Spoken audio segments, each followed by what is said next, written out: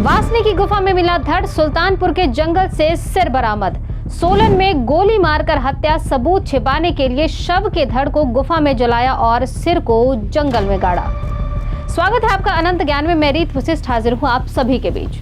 हिमाचल प्रदेश के सोलन में एक दिल दहला देने वाली घटना घटी है जिसने हर किसी को हैरान कर दिया है।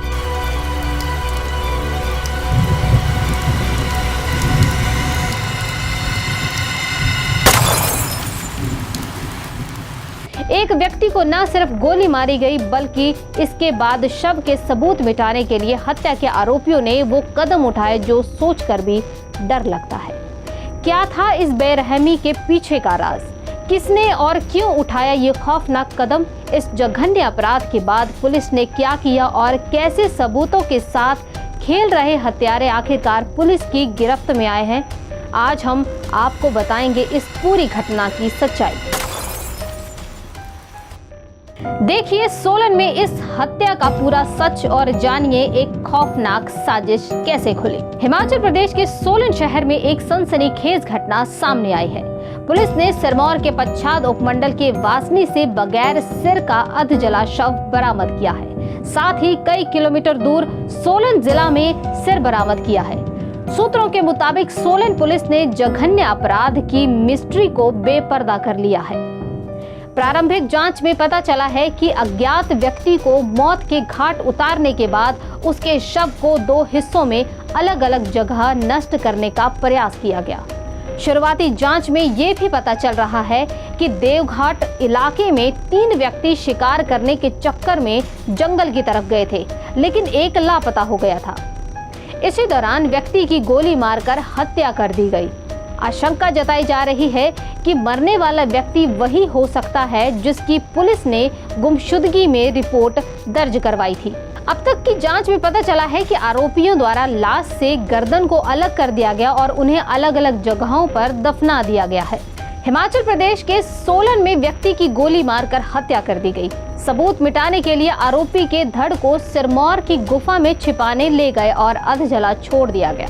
वहीं सिर को सुल्तानपुर के जंगल में गाड़ दिया गया, जिसे पुलिस ने बरामद कर लिया है। हत्या करने वाले दोनों आरोपियों को गिरफ्तार भी कर लिया गया है। घटना नारक क्षेत्र की है। मृतक की पहचान सोमदत्त 38 वर्षीय निवासी नलहेज नारक के तौर पर हुई है।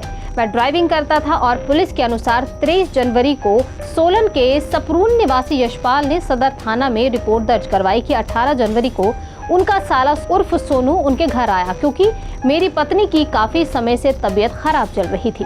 21 जनवरी को सोमदत्त घर के पास लगते जंगल की तरफ ये कहकर गया कि वह लकड़ियां लेने जा रहा है।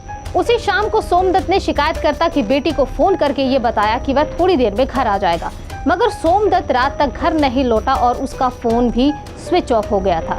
इसके बाद सोमदत्त की जंगल में तलाश की गई, मगर कोई सुराग हाथ नहीं लगा। 23 जनवरी को सदर थाना में गुमशुदगी की रिपोर्ट हुई। 23 जनवरी को सदर थाना में सोलन में सोमदत्त की गुमशुदगी की रिपोर्ट दर्ज करवाई गई, जिसके बाद पुलिस ने स्थानीय लोगों से पूछताछ की। ग्रामीणों ने बताया कि 21 जनवरी को शाम को उन्होंने 2 अन्य लोगों के साथ भी उसे जंगल की तरफ जाते देखा था। मृतक के जीजा ने जताई है हत्या की आशंका। शिकार के लिए सोमदत्त ही अपने जीजा के पड़ोसी के घर से बंदूक लेकर जंगल की तरफ गया था। शिकायतकर्ता यशपाल ने शक जाहिर किया है कि भुट्टो निवासी बोहली और संदीप निवासी गांव सुल्तानपुर ने ही इनके साले सोमदत्त की गोली मारकर हत्या कर दी है, जिसके आधार पर पुलिस ने शक के बिना पर दोनों को गिरफ्तार कर लिया है।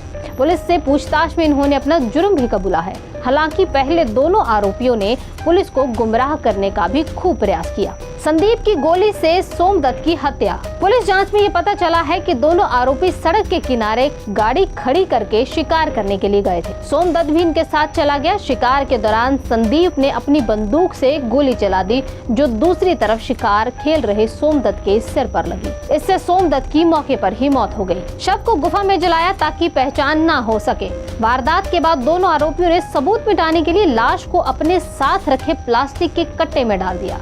लाश को ये दोनों अपनी गाड़ी में सिरमौर जिले के वासनी जंगल में गुफा में ले गए। जाने से पहले दोनों आरोपियों ने अपने अपने मोबाइल एक गाड़ी में रख दिए ताकि इनकी लोकेशन को पुलिस के द्वारा ट्रेस न किया जा सके।